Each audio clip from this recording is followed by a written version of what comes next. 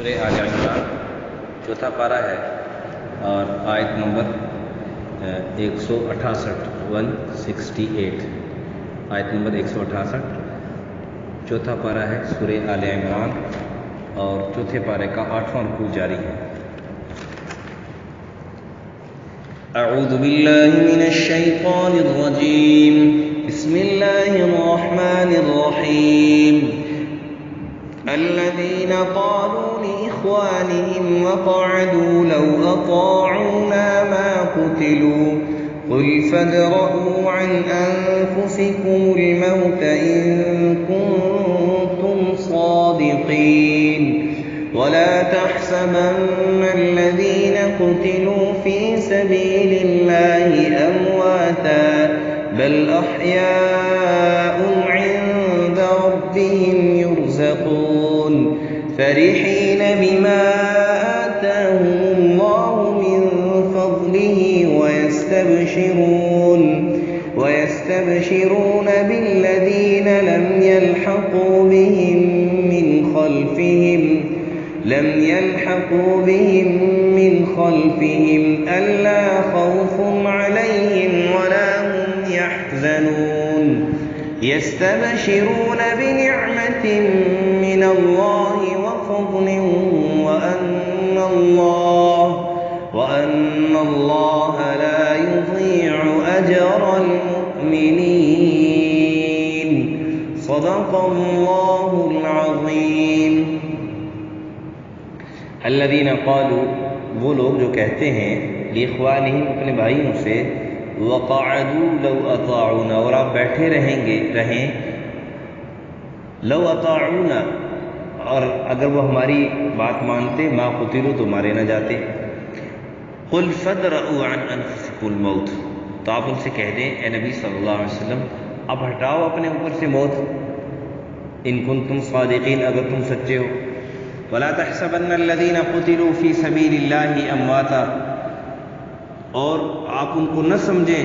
جو اللہ کے راہ میں مارے گئے مردے، بل احیاء، بلکہ وہ زندہ ہیں، عند ربهم يرزقون، اپنے رب کے پاس کھاتے پیتے ہیں، رزق حاصل کرتے ہیں، اپنے رب کے ہاں ان کو رزق ملتا ہے۔ فرحین بما آتاهم الله من فضله، وہ خوش ہوتے ہیں اس پر جو اللہ نے ان کو دیا اپنے فضل سے۔ ويستبشرون، خوش ہوتے ہیں بالذین، ان کی طرف سے بھی، لم یلحقوا بہم، جو ابھی تک ان کے پاس نہیں پہنچے، من خلفہم، ان کے پیچھے سے، اللہ خوف علیہم، اس واسطے کہ نہ ڈر ہے ان پر، ولا هم یحزنون، اور نہ کوئی ان کو غم ہے، نہ وہ ڈرتے ہیں نہ ان پر کوئی غم ہوتا ہے۔ یستبشرون بنعمت من اللہ، وہ خوش ہوتے ہیں اللہ کی نعمت سے، وفضل، اور اللہ یعنی جتنی اللہ نے ان کو نعمت وعدہ کیا تھا وہ، اور اس سے زیادہ بھی۔ وَأَنَّ اللَّهَ لَا يُضِيعُ أَجْرَ الْمُؤْمِنِينَ، اور بے شک اللہ تعالیٰ اس بات پہ بھی خوش ہوتے ہیں کہ بے شک اللہ تعالیٰ مزدوری، مومنوں کی مزدوری ضائع نہیں کرتا، اجر ضائع نہیں کرتا۔ کل کی آیت مبارکہ میں منافقین کی منافقت کو واضح کرنے کے بعد انہی کی باتوں کا تذکرہ ہو رہا تھا کہ وہ بار بار یہ اس بات کا تذکرہ ہو رہا ہے کہ منافقین جو ہے وہ مسلمانوں کو ورغلاتے تھے، اور بار بار اس بات پہ یعنی مختلف اعتبار سے اس بات پہ مسلمانوں کو تیار کرنے کی کوشش کرتے تھے کہ دیکھو تم نے ہماری نہیں مانی تو دیکھو تمہارا اس وجہ سے نقصان ہو، بار بار تانے دے دیتے تھے۔ اس کی مثال بھی سمجھیں کہ گھر والے ایک بچے کو یہ کہیں کہ بیٹا آپ اس راستے پہ جا رہے ہو، یہ راستہ نقصان دہ ہے، تمہارا نقصان ہوگا۔ اب وہی ہوتا ہے بچہ گیا، نقصان ہو گیا، اب گھر والے ہر موقع پر، ہر بات پر جب بھی کبھی کوئی موقع آتا ہے، ان کو موقع ملے اس کو تانے دیتے ہیں، تم نے ہماری بات نہیں مانی تھی نا، دیکھو اس وقت بھی نہیں مانی تھی، تمہارا نقصان ہوتا، اب بھی نہیں مانے پھر تمہارا نقصان ہوگا۔ تو یہ بھی مسلمانوں کو بار بار جو ہی موقع ملتا مسلمانوں کو تو وہ کہتے کہ اگر لو اطاعونا ما قتلوا، تم ہمارے اگر بات مان لیتے نا تو پھر تم قتل نہ ہوتے۔ تو اس کا اللہ تعالیٰ نے ایک تو دو جواب دیے۔ ایک تو یہ جواب دیا کہ دیکھو اگر تم کہتے ہو کہ تم نے ہماری نہیں مانی اس لیے تم مر گئے ہو، تمہارے ساتھی مارے گئے، اس کا مطلب یہ ہے کہ جنگ کے اندر موت ہوتی ہے، تو ٹھیک ہے اگر جنگ کے اندر موت ہوتی ہے تو تم تو جنگ پہ نہیں گئے، تم تو غزوہ احد میں شامل نہیں ہوئے، تو تمہارے لوگ کیوں مر رہے ہیں؟ پھر ان سے موت کو ٹالو نا، ان سے موت کو کیوں نہیں دفع کرتے، ان سے موت کو کیوں نہیں رد کرتے؟ جو تمہارے لوگ گھروں میں مر رہے ہیں پھر یہ کیوں مر رہے ہیں؟ موت پتہ یہ چلا کہ موت تو جنگ میں نہیں ہے، یہ تو اللہ کا امر ہے، یہ تو اللہ کا امر ہے، اللہ کا حکم ہے، اذا جاء اجلهم لا يستأخرون ساعة ولا يستقدمون، جب آ جاتا ہے پھر نہ گھڑی آگے ہوتی ہے نہ پیچھے ہوتی ہے۔ تو ایک تو الزام یہ جواب دیا، دوسرا الزام یہ جواب دیا کہ دیکھو یہ بات یاد رکھو، کان کھول کے سن لو، کہ جو تم کہہ رہے ہو نا کہ دنیا میں یہ احد میں مارے گئے تو دنیا کے عیش و عشرت سے، دنیا کے ساز و سامان سے محروم ہو گئے، گویا ناکام تم ان کو ثابت کر رہے ہو، جو جنگ احد میں شہید ہو گئے تم ان کو ناکام ثابت کر رہے ہو۔ اللہ نے کہا کہ تم کان کھول کے سن لو، ولا تحسبن الذين قتلوا في سبيل الله امواتا، ان کو مردہ نہیں کہنا۔ دوسرے پارے میں بھی اس کا تذکرہ گزرا ہے کہ ولا تقولوا لمن يقتل في سبيل الله اموات، جو اللہ کے راستے میں شہید کیے گئے ہیں، جو اللہ کے راستے میں مارے گئے، ان کو مردہ مت کہو، بل احیاء، بلکہ وہ زندہ ہیں، بلکہ وہ کیا ہے؟ وہ زندہ ہیں، اللہ ان کو رزق دے رہا ہے، یہ بلکہ یہاں پر تو واضح تو بل احیاء عند ربهم يرزقون، بلکہ وہ زندہ ہیں اور اللہ کے ہاں وہ رزق پاتے ہیں۔ حدیث میں آتا ہے، اس کا مفہوم ہے کہ جو شہید ہو جاتے ہیں تو اللہ رب العزت ان کے ارواح کو سبز پرندے کی شکل میں جو ہے نا وہ ان کی ارواح کو ڈال دیتا ہے، اور وہ پھرتے رہتے ہیں، جنت کی سیر کرتے رہتے ہیں، آزادی کے ساتھ جنت کی سیر کرتے ہیں، جنت کا رزق اللہ ان کو دیتے ہیں، اپنی شان وہ کیسی کیفیت ہے، وہ کیسے کھاتے ہیں، کیا طریقہ کار ہے، کیا کچھ ہوتا ہے، وہ چونکہ ہم نے جنت دیکھی نہیں تو ہمارے ذہن میں وہ تصور کیسے آ سکتا ہے۔ اور جنت کے بارے میں تو دوسری حدیث کا مفہوم ہے، دوسری جگہ پہ ہے ما لا عین رأت ولا اذن سمعت ولا خطر على قلب بشر، کہ وہ ایسی نعمتیں ہیں کہ جس کو کسی آنکھ نے دیکھا نہیں، کسی کان نے سنا نہیں، اور کسی دل نے اس کے بارے میں سوچ نہیں سکتا کہ وہ کیسی نعمتیں ہیں۔ بہرحال دوسرا جواب ان کو الزامی جواب دیا کہ تم کہتے ہو کہ یہ جو جنگ احد میں مارے گئے ہیں تو یہ گویا ناکام ہو گئے ہیں، کہا الو یہ ناکام نہیں ہوئے، یہ تو حقیقی طور پر کامیاب ہو گئے، بے وقوف ہو، یہ ناکام نہیں ہے، حقیقی کامیابی یہی ہے کہ تم دنیا میں رزق کھاتے ہو، محنت، مشقت، گرمی، سردی، اب تو اللہ کے پاس چلے گئے، ہمیشہ کے لیے مزے کر رہے ہیں۔ لیکن ایک بات یاد رکھنا کہ شہید کی شہادت بہت بڑا رتبہ ہے، لیکن اس میں اخلاص ضروری ہے۔ قیامت کے دن ایک شہید کو لایا جائے گا، حدیث ہے، جن کو سب سے پہلے جہنم میں داخل کیا ہے، شہید کو لایا جائے گا، اسے پوچھا جائے گا ہاں بھائی تو نے کیا کیا، کیا لے کے آئے؟ وہ کہا اللہ تو نے مجھے زندگی دی تھی، میں نے تیری خاطر وہ زندگی اپنی لوٹا دی، یہاں تک کہ اپنی جان کی پرواہ بھی نہیں کی اور جان بھی دی۔ اللہ کہیں گے جھوٹ بول رہا ہے تو نے زندگی اس لیے جان کی بازی لگائی کہ لوگ تجھے بہادر کہیں، لوگ تجھے شہید کہیں، لوگ تیری واہ کریں، وہ دنیا میں ہو چکی، اب میرے پاس تیرے لیے کچھ نہیں۔ فرشتوں سے کہا جائے گا اوندے منہ گھسٹ کے اس کو جہنم میں۔ اس لیے خالصتاً اللہ کی رضا ضروری ہے، خالصتاً اللہ کی رضا ضروری ہے۔ اور دوسری بات یہ کہ انسان کو جب پتہ ہے کہ موت اللہ کے ہاں، اللہ کے امر سے آتی ہے، اللہ کے ارادے سے آتی ہے، تو پھر اس کو ڈرنا نہیں چاہیے، بلکہ شہادت کی موت کی تمنا کرنی چاہیے۔ اور دوسری بات جس کا جو انسان کو لحاظ رکھنا چاہیے وہ یہ کہ شہید بہت بڑا رتبہ ہے، لیکن جس شہید نے دوسرے کا حق مارا ہے وہ شہادت کے مقام پر پہنچنے پر بھی معاف نہیں ہوتا جب تک کہ دوسرا معاف نہ کر لے، اس لیے کبھی دوسرے کا حق نہ کھاؤ، کبھی بھی۔ اور اگر دوسرے کا حق آپ نے لے لیا، دوسرے سے کوئی چیز آپ نے لے لی، تو پھر اپنی ذمہ داری، آج کیا مسئلہ کیا ہے، اگر میں کسی کو کوئی چیز دے دیتا ہوں اور میں خود بھول گیا اور دوسرے نے بھی یاد نہیں کرایا، وہ بھی کہتا ہے چلو ٹھیک ہے بس موٹا رکھو، اس کو بھی یاد نہیں، نہ ہم بھی نہیں دیتے۔ اور اگر میں نے مانگ لی، ہمارے استاد محترم فرمایا کرتے تھے، اکثر میں کہا کرتا ہوں کہ آج کل لوگ نا، ایک ہوتا ہے قرض حسنہ اور ایک ہوتا ہے قرض ہنسنا، آج کل لوگ قرض حسنہ نہیں لیتے، قرض حسنہ لیتے ہیں کہ وہ ایک بندے سے قرض لے لیا، کوئی چیز لے لی آ رہی تک، اب جب وہ واپسی کے لیے مطالبہ کریں کہ بھائی کوئی چیز دے دو تو آگے سے یہ ہنس کے جواب دیتے ہیں ہاں ہاں ہاں وہ آپ کو دے دیں گے نا جی، وہ جی یہ ہو گیا جی، وہ ہنس کے جواب دیتے ہیں۔ تو قرض حسنہ تو یہ ہوتا ہے کہ احسن طریقے سے لیا، احسن طریقے سے واپس کیا۔ آج کل یاد رکھو کسی کا ایک پیسہ بھی، روپیہ بہت بڑی چیز ہے، پیسے کا 1000واں حصہ بھی کھا کر، بغیر ناحق کے کھا کر دنیا سے چلے گئے، جب تک حساب اس کا نہیں دو گے جنت نہیں جائے۔ جب تک مالک معاف نہیں کرے گا، یہ یاد، جب تک مالک معاف نہیں کرے گا تب تک اللہ بھی معاف نہیں کرتی۔ یہ اللہ کی سنت، یہ نہیں کہ اللہ معاف کر نہیں سکتے، اللہ معاف کر سکتے ہیں، لیکن یہ اللہ کی ترتیب، اللہ کی سنت ہے۔ اللہ نے قرآن میں کہا ہے لا تبدیل لسنت اللہ،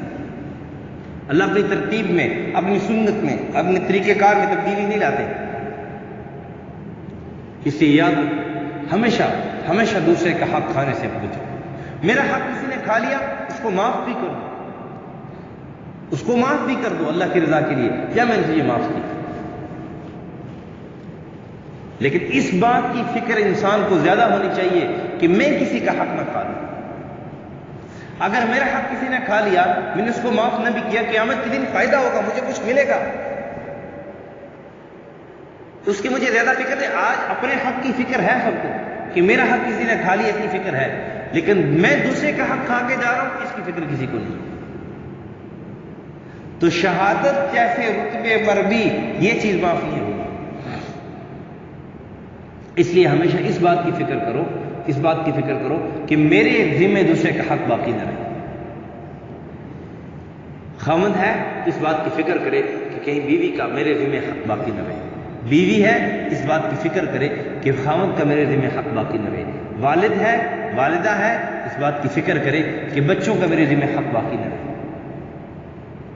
اور اگر بچے ہیں، اولاد ہے، تو اس بات کی فکر کریں کہ والد کا جو میں نے حق ادا کرنا تھا، والدین کا جو ہم نے حق ادا کرنا تھا، وہ ہمارے ذمہ باقی نہ رہے۔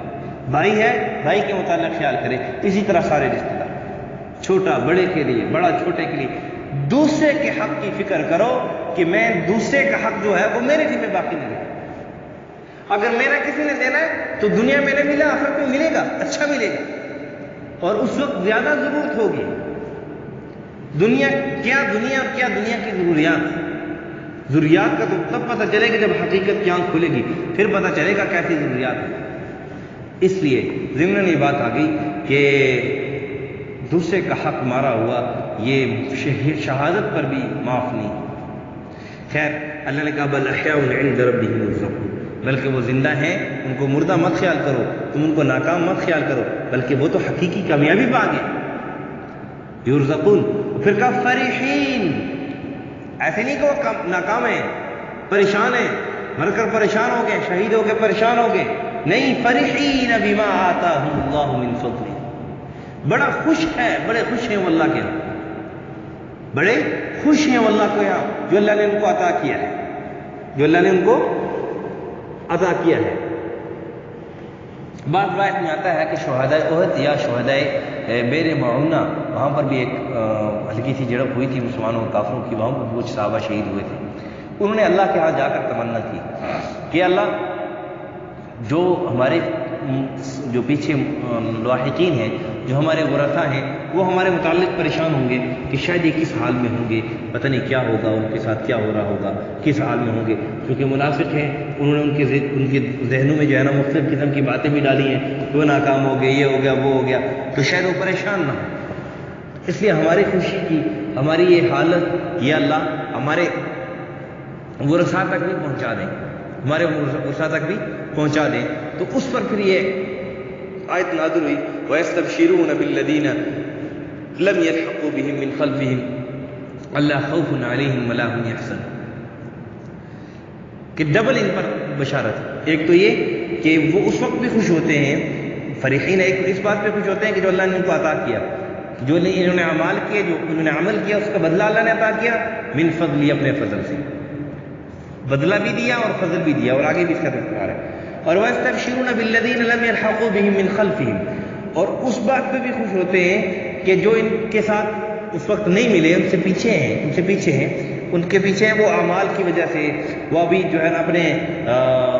اعمال صالحہ کی وجہ سے وہ بھی، ان پر بھی ایسی حالت ہوگی کہ اللہ خوف علیہم ولا هم يحزنون، کہ ان پر نہ کوئی غم ہوگا نہ کوئی خوف ہوگا، وہ ڈر، کوئی کسی قسم کا ڈر خوف نہیں ہوگا، وہ بھی اللہ کے ہاں اچھا بدلہ پائیں گے۔ تو ان کے حالات ان کو پہنچائے، ان کے حالات اللہ نے ان کو پہنچائے، اس بات پہ بھی وہ خوش ہوتے ہیں کہ وَيَسْتَبْشِرُونَ بِالَّذِينَ لَمْ يَلْحَقُوا بِهِم مِّن خَلْفِهِم، کہ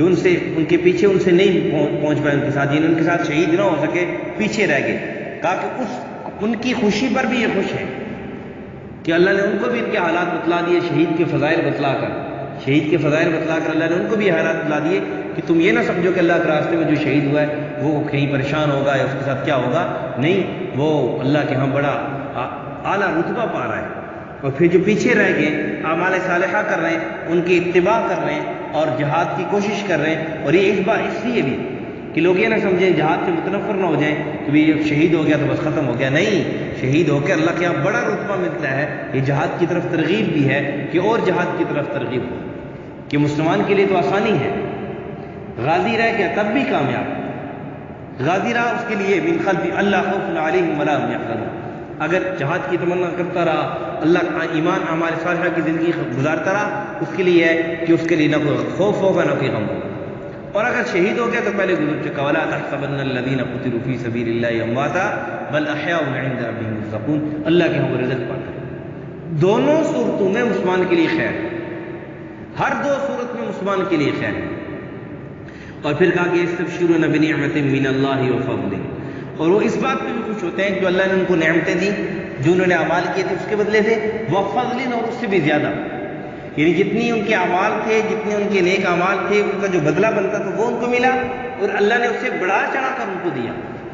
اور یہ کہا تو اس بات پہ بھی خوش ہوتے ہیں شہید کہ وَأَنَّ اللَّهَ لَا يُضِيعُ أَجْرَ الْمُؤْمِنِينَ، کہ جب انہوں نے اپنی آنکھوں سے دیکھ لیا،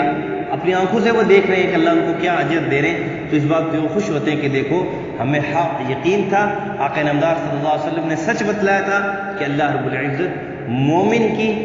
مزدوری اجرت یہ ضائع نہیں کرتے، بلکہ اس سے بڑھا چڑھا کر اس کو عطا فرماتے ہیں۔ اس لیے ایمان، اعمال صالحہ والی زندگی اور شہادت کی موت انسان کو ہمیشہ رہنی چاہیے، موت کی تمنا انسان کو ہمیشہ رہنی چاہیے۔ اور اگر شہادت کی موت اللہ نے نہ بھی دی، بستر پر موت دی، ایمان اعمال صالحہ کی وجہ سے بدولت اللہ رب العزت اس کو کامیاب فرمائیں گے، اور آخرت کی ہمیشہ کے لیے نہ ختم ہونے والی زندگی کے اندر اس کو خوش و خرم رکھیں گے۔ یہ تھا ان آیت کا مفہوم کا خلاصہ۔ الذین قالوا لاخوانہم، وہ جو کہتے ہیں اپنے بھائیوں کو، وقعدوا، آپ بیٹھے، وقعدوا، آپ بیٹھے